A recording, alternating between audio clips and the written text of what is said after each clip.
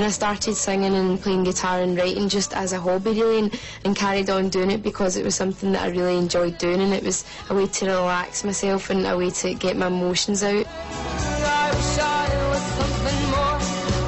When the album came out, it done really well, and it all seemed like a whirlwind. But from my point of view, I'd been doing this for, songs in that album that are 5 years old, and I'd been singing and writing since I was like 13. So for me, it feels like a steady build-up, and now when it was getting to the point, I was just glad that the album was released. But I can see from public perception that it's like as if I've just came out of nowhere.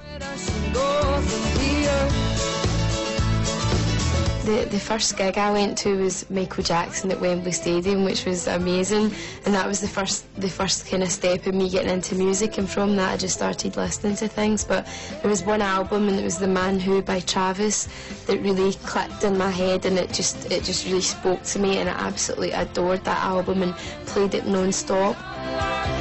My dad had a guitar in the house, so I bought a Travis songbook and a chord book and taught me. And at first it was really hard, like I remember my fingers really bleeding and really painful.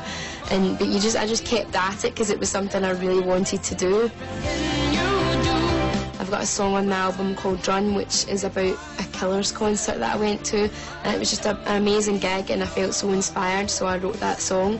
And then the title track, This Is the Life, was about a night out with my friends, so the inspiration mainly comes from just normal everyday life situations that anybody can relate to.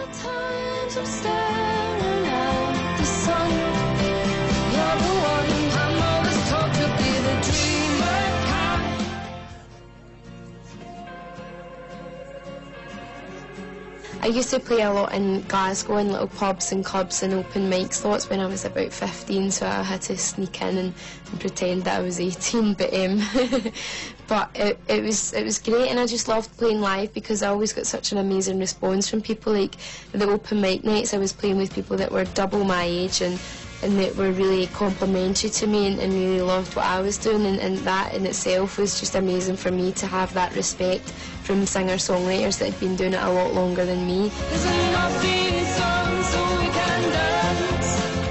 I think people should listen to my album because I'm sure that they can relate to it. Like I said, I write songs about everyday life, simple things that anybody can witness or that anybody's experienced in their life. So I like to keep a slightly upbeat feel to things, so there's always songs and you can tap your toes in, and it's a relatively feel-good album.